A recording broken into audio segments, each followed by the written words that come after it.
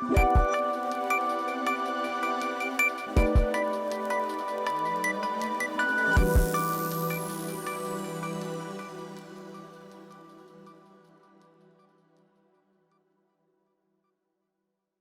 morning, evening, or afternoon, depending on where you are, and welcome to the fourth instance of the ASTRO 3D Early Career Researchers Astronomers in Australia seminar series. My name is Dr. Meredith Joyce, and I am in the last weeks of my postdoctoral fellowship at the Australian National University in Canberra, Australia, and soon to move to the Space Telescope Science Institute in the United States. My co-chair is Anisha Harshan from the University of New South Wales in Sydney, Australia. Before we begin, we must acknowledge the traditional custodians of the land from which we are broadcasting and recognize that these lands were never ceded. The Aboriginal and Torres Strait Islander people were some of the world's first astronomers, and we build upon their ancient and long-standing systems of knowledge. I'm speaking with you today from Ngunnawal and Ngambri country, and my co-chair joins us from the nations of the Bedegal and Gadigal peoples. Both of our speakers today join us from the Kulin Nation, home of the Wurundjeri people. We pay our respects to their elders, past and present. We extend our deepest respects to all First Peoples joining us here today or watching later. This series is facilitated by ASTRO 3D, the Australian Research Council Centre of Excellence for All-Sky Astrophysics in 3 dimensions. This platform was conceived in hopes of providing opportunities for early career researchers in Australia to reach international audiences. Though COVID-19 has obviously affected everyone's ability to travel and network, the time zones in the Australia and Oceania region make participating in virtual international events particularly difficult for us, which in turn disadvantages our astronomers on the job market. So by attending and recommending this series, you're helping us mitigate that disadvantage, and we appreciate that. Our first speaker is Dr. Dorota Bayer, who is a postdoctoral researcher from the Swinburne University of Technology, and I will now hand the screen to her. So hello once again, my name is Dorota Bayer, and I am currently an Astro 3D postdoc at the Swinburne University of Technology in Melbourne. However, today I would like to talk to you about my research that I started working on a couple of years ago during my PhD at the Kaptein Institute in Groningen in the Netherlands, on probing the nature of dark matter with the power spectrum of small-scale mass structure in massive elliptical lens galaxies. So before I start my talk, I would like to briefly acknowledge my supervisors and collaborators. So let me start with a short introduction to the dark matter problem and how we can possibly solve it by studying substructure in galactic halos by means of strong gravitational lensing.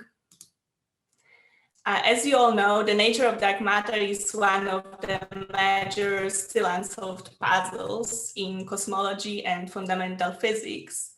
And in parallel with the efforts of the particle physics community to detect the actual dark matter particle and characterize its microphysical properties, which is illustrated on the left-hand side, in cosmology, we study more general phenomenological dark matter models that aim at characterizing the macroscopic properties of dark matter based on astronomical observations, as is illustrated on the right-hand side. And in this framework, the dark matter particle candidates are divided into 3 broader categories: hot, cold, and warm dark matter, depending on the mean velocity of the random motion in the early universe, the corresponding free streaming length, and its effect on the cosmological structure formation process. And while hot dark matter is excluded based on observation of the large-scale structure of the universe, the warm dark matter hypothesis is still a viable alternative to the currently favored cold dark matter paradigm. And as can be seen from the figure on the right-hand side, warm dark matter leads to similar predictions as cold dark matter on large spatial scales, so roughly above 10 megaparsec. But it results in less abundant mass structure on the smaller galactic and subgalactic scales, as is shown on this slide. And in particular, a fundamental prediction of the cold dark matter paradigm is the existence of a large number of very faint or even purely dark low mass subhalos, roughly less massive than 10 to the 8 solar masses. And to the contrary, warm dark matter predicts a dearth of such low mass dark matter subhalos. Therefore, the actual level of mass structure in galactic halos on kiloparsec and sub-kiloparsec scales is very likely to hold important clues about the nature and properties of dark matter. A common way to characterize the population of such subgalactic structures is the subhalo mass function, which quantifies the abundance of dark matter subhalos per unit logarithmic mass. And this figure presents the subhalo mass function for cold dark matter versus warm dark matter with different dark matter particle mass. And as is apparent from this figure, the different dark matter models are practically indistinguishable with respect to the predicted characteristics of the high mass subhalos with masses above 10 to the 8 and to the 9 solar masses. Whereas the critical difference lies in the abundance and statistical properties of low mass structure below roughly 10 to the 7 solar masses. And now, in order to distinguish between the alternative dark matter models, their predictions need to be compared with observational constraints inferred from a statistically representative sample of real galaxies. However, investigating the low mass structure beyond the local group is a demanding undertaking.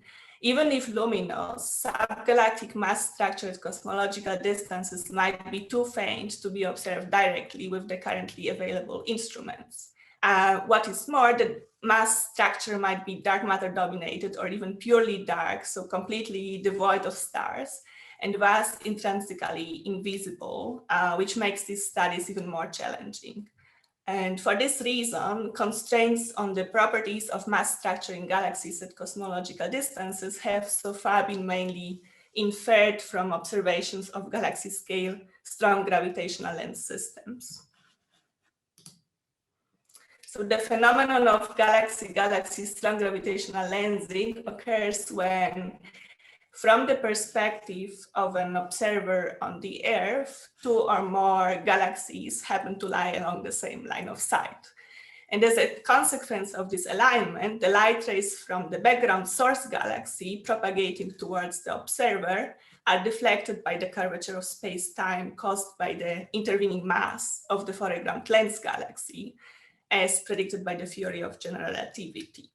And this gravitational light deflection leads to the emergence of extended lensed images, either in form of gravitational arcs, or in the case of a perfect alignment and nearly spherical lens and source galaxy, even a complete Einstein ring, as is the case in this figure. And the so far largest sample of such galaxy-galaxy strong gravitational lens systems is the Sloan Lens ACS survey, SLACS, which comprises more than 100 spectroscopically confirmed systems. This figure presents 60 of these SLACS lenses observed with the Hubble Space Telescope. And in each image, you can see the massive foreground lens galaxy in yellow or red, whereas the lens features of the more distant background galaxies are seen in blue. Now, since most of the known lens galaxies are massive ellipticals, which are empirically known to have a very smooth, featureless morphology, the most common approach to modeling galaxy scale lens systems is to assume that the mass in the lens galaxy is distributed smoothly. So there are no substructures. And while this assumption has proven to be sufficient to determine the overall properties of strong lens galaxies, such as, for example, the total projected mass inside the Einstein radius, or the overall ellipticity, or the orientation, or the radial density profile of the mass distribution. In our study, we obviously need to go beyond this approximation. However, we will still perform this smooth lens modeling as an initial step preceding the actual search for the signature of possible subgalactic mass structure in the lens galaxy. Which finally leads us to the field of the substructure lensing. So here the question is, what kind of perturbations will arise in the gravitationally lensed images if the mass distribution of the lens galaxy is not smooth, but contains substructures? And furthermore, is it possible to detect these anomalies and maybe even distinguish between the predictions from the different dark matter models? So to illustrate the effect of substructure lensing, let me show you an example of a gravitational arc which is severely perturbed by a satellite galaxy of the main lens. And in this case, the substructure is luminous and very massive. It has mass of the order of 10 to the 10 solar masses. And you can see even by eye how the long gravitational arc splits and bends around this massive subhalo. However, the increase of less massive substructure, as is relevant for dark matter science, cannot be seen by eye, and more sophisticated lens modeling techniques are needed in order to detect it. So one of the most powerful methods to search for such subgalactic mass structure at cosmological distances is the gravitational imaging technique developed by Kopmans and Begetti in 2009. And their idea was that a massive subhalo in the lens galaxy will cause perturbations to the otherwise smooth lens. And this in turn will lead to surface brightness anomalies in extended lens images of a background source galaxy. Thus, we can try to measure such anomalies in the lens images and trace them all the way back to the underlying mass structure in the foreground lens galaxy.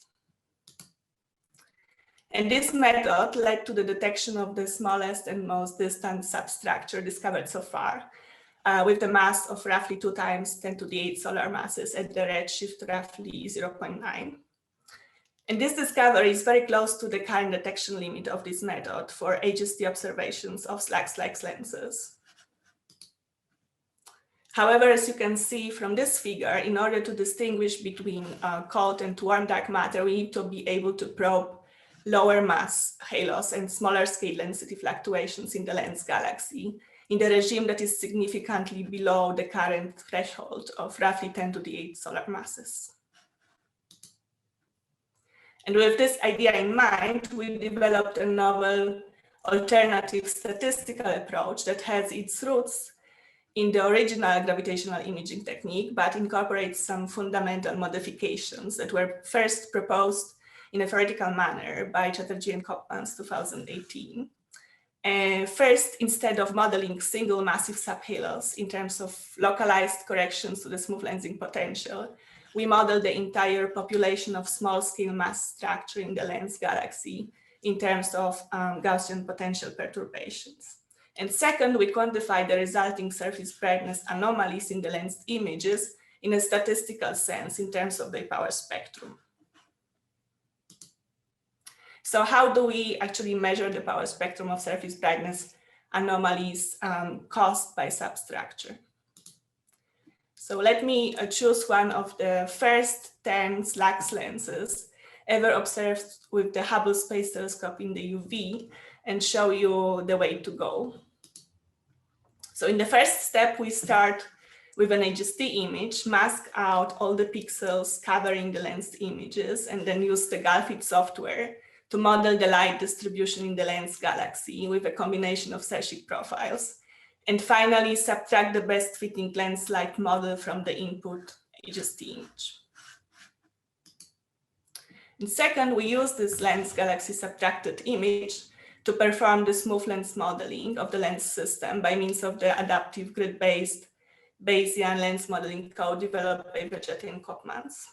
And this allows us to infer the best fitting parameter values of the power law elliptical distribution, which we assume for the mass distribution in the lens galaxy, and the pixelated surface brightness distribution of the source galaxy on an adaptive grid, shown here at the bottom.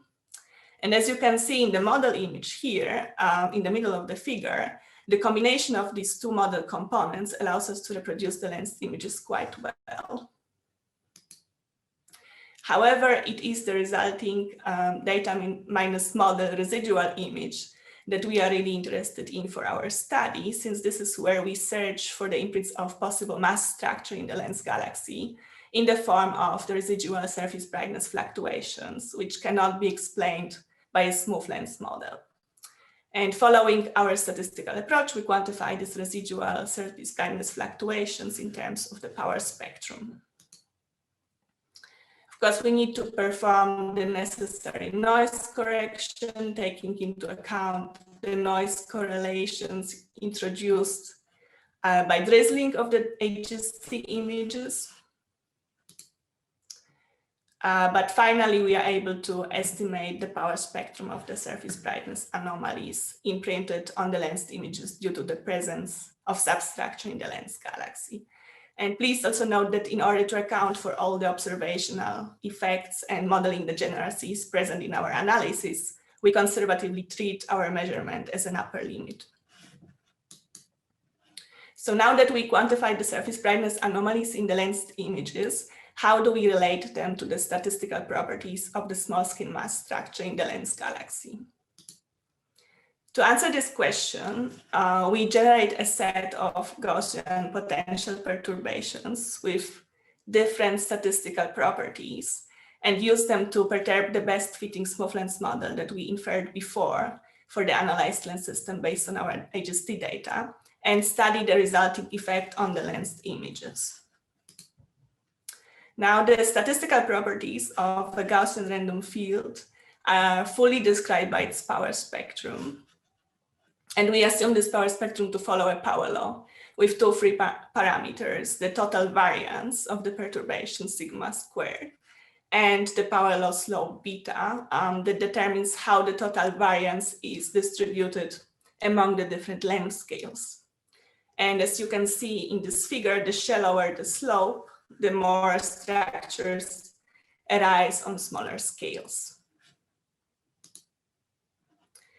For our study, we create a catalog of 100,000 mock-lensed images perturbed with Gaussian random field potential fluctuations for different values of sigma squared and beta and analyze them in a systematic way. So for each of the mocks, we compute the power spectrum of surface brightness anomalies remaining in the lensed images after the subtraction of the best fitting smooth lens model in exactly the same manner as we did it for the data, and finally obtained a template of mock power spectra of surface brightness anomalies induced by potential perturbations with different statistical properties as determined by the two free parameters sigma square and beta. So now we can compare the template with the real measurement, and following our conservative upper limit approach, we now want to exclude models of potential perturbations, as shown here, 5 minutes, that lead to surface brightness anomalies that are larger than what is observed in the real data. However, given the error bars in our measurement, we can only quantify how probable it is that a particular model will be excluded. And this comparison of our observational upper limit on the power spectrum of surface brightness anomalies inferred from the observed lensed images with the template of mock power spectra directly leads to this exclusion plot.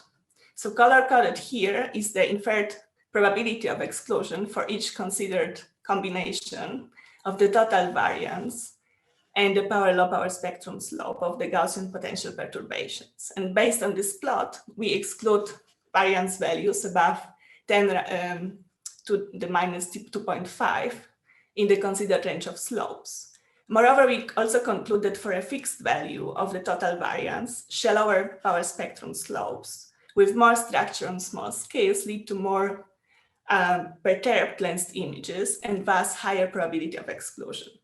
And these are the first ever observational upper limit constraints on the level of small scale mass structure in an elliptical galaxy. Now, in our more recent work, we move away from this conservative upper limit approach and pave the path for a future unbiased detection of small scale mass structure in galactic halos. So this analysis is based on deep HST observations of the double Einstein ring in the I band, where we have a substantially higher signal to noise ratio and less structured lensed images than in the UV observations that I discussed before. And we carry out our analysis in exactly the same way as before. However, we test 3 different approaches to the subtraction of the best fitting smooth lens model from the perturbed mocks. So in the left panel, we assume the best fitting model obtained for the data to be true for all the mocks as well, without modeling the mocks. Here in the middle panel, we fix the lensing potential obtained for the data, but model the source galaxy for each mock individually. And finally, in the right panel, we perform full modeling of the mocks in a way that is fully consistent with modeling the data. And this analysis clearly demonstrates that there is a striking suppression of the induced mock surface brightness anomalies in the course of the full grid-based smooth lens modeling. And this means that the measurements obtained for real data might be severely suppressed as well, and the studied lens system could be considerably more perturbed than what is reconstructed. And from this, we conclude that signal suppression in the grid-based smooth lens modeling is a real and important issue that requires more attention from the lensing community. And if it's not properly understood and accounted for, it might lead to severely biased results with respect to both the mass distribution in the lens and the reconstruction of the lens high redshift sources. So just to end with, let me show you some examples of the full lens modeling of the perturbed lens images for a fixed value of the power spectrum slope, beta equal 5, and varying levels of the total variance of the potential perturbations. So we start with a relatively low level of the total variance, which leads to lens images that are indistinguishable from the observations, and gradually increase the variance till we reach the regime where the lensed images are significantly more distorted than the observations and can be excluded. And based on this analysis, we infer statistically significant constraints on the variance of the Gaussian potential perturbations in a double ring lens system and exclude total variance values larger than 10 to the minus 3 for power spectrum slope beta equal 5, which is consistent with our earlier constraints from the pilot analysis that I discussed before. So I will stop here and leave you with the summary and future work. Thank you very much for your attention, and I would be happy to answer your questions.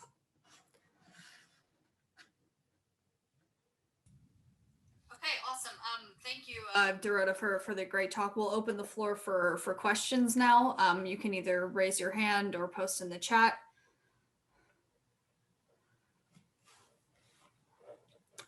I can start and say that first, I deeply agree that modeling systematics are not given the attention they deserve in many fields. I want to ask how computationally expensive it is to make one of these mock images. Generating mock images is not computationally expensive. Yeah, what are the grids? Just you can generate it within a few minutes, maybe. What is very, very expensive is modeling. It might take few days to generate a model of a lens system, a smooth lens model, and even longer when you want to model substructure.